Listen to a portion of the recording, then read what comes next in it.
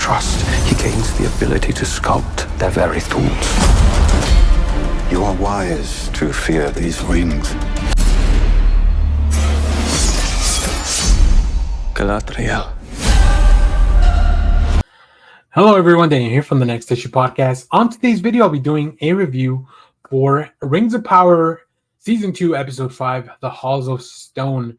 As always, I will talk about the different stories in the order that I was either kind of interested in, or in this case, I think in the order that the episode chooses to focus on them. There's definitely a few things that we're trying to balance out. I will tell you right now, there's not a lot of about the Strangers or the Harfoot. Which is kind of both good and bad. I'm really interested in the Stranger stuff, not so much in the Harfoot at the moment. There's not a lot of stuff about Galadriel either. So yeah, there's a little bit, but not. I don't think enough for me to be like, oh, here we go. This is a full Galadriel episode. So I'll mainly talk about everything that's going on with Celebrimbor and the dwarves, and the forging of those 7 rings, and the stuff going on in Numenor a little bit. So let's talk about it.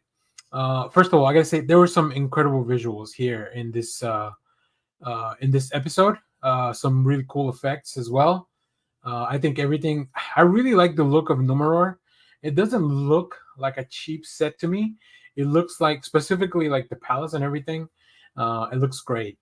But yeah, in this episode, we see the dwarfs. They get their rings, and King Doran. He begins healing the mountain in this really cool. Just sequence of like the ring kind of telling him dig here, like the ring tells him. So the main conflict was that the dwarves, because of the cave-in, they've lost all access to their sunlight, which doesn't allow them to grow crops and everything. So they're facing those hardships. But now these rings of power, specifically the one that King Doran's wearing, is allowing them to get that back. And for a moment, that is good. We see Celebrimbor holding a celebration with the dwarves to talk about their success and everything that's going on. And at this moment, we see that Celebrimbor is the one that he's kind of celebrating the win. Meanwhile, Sauron or Anatar or whatever you want to call him, he's ready to move on to keep making rings, the rings for men, right? Yeah, it's really interesting how he's just manipulating the situation. And of course, I think if you know Sauron, the character, that's what he does, right? He takes advantage of those manipulations. We follow a dwarf into the mines, and there's a creature that seems to be down there. Now, we don't know what's going on there, but I like that they're planting those seeds of mystery. So as the dwarf kingdom kind of comes back to life, and they're able to dig, they hold a meeting for the 7 dwarf kingdoms.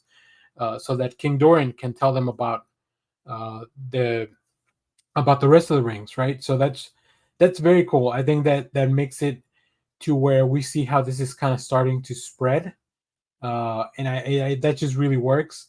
Now we do see that as time goes on, Daisa and Prince Doran have their own doubts about the power of these rings. So that's definitely, the cracks are starting to form. There's a very cool scene where one of the people from the forge, she accidentally puts on one of the rings that they're forging for the men, and she goes to the unseen realm. Like it's just this really funny. It's almost like it's almost just so goofy that it's funny. But then we know the background of it, right? So we know that there's more to that unseen realm. And then, of course, Celebrimbor finally starts to suspect that there's something wrong with the rings, but by this time, it's too late. He's too far gone into it. Let's go into Numenor. So the main thing that happens over at Numenor is that all those that are loyal to the queen are now being stripped of their rank. But of course, the men are loyal, right? They still respect their captain. And we do see a fight between Kemen, who's the son of the new ruler, and Valando. They have a fight, and then of course this doesn't end well for anyone. But man, the human characters here are just probably, they're not the wisest here. They are some of the ones that are making the most of the mistakes. So that I don't know how that's gonna play into it. We don't know what Queen Mariel, how she's gonna play out. Farazan, now that he's taken power, how that's gonna go. His son Kemen is just a piece of garbage, and I hate him. So yeah, there's not a lot of hope there for me in Numenor, except maybe we can get the family reunited. I think that would be really fun. But yeah, we'll see what happens there. Not exactly sure how that's going to play out.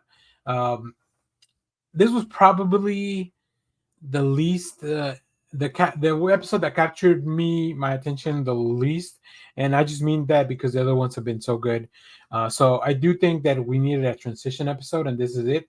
So hopefully from here we'll see that things get a little bit more action heavy and a little bit more story forward. So the last thing, we do see the orcs marching on Aragon, and Elrond finally returns to tell the High King. And also, the Galadriel and Adar kind of maybe form an alliance versus Sauron because they are both going after him. So we'll see how that plays out. Not really a lot of details there yet.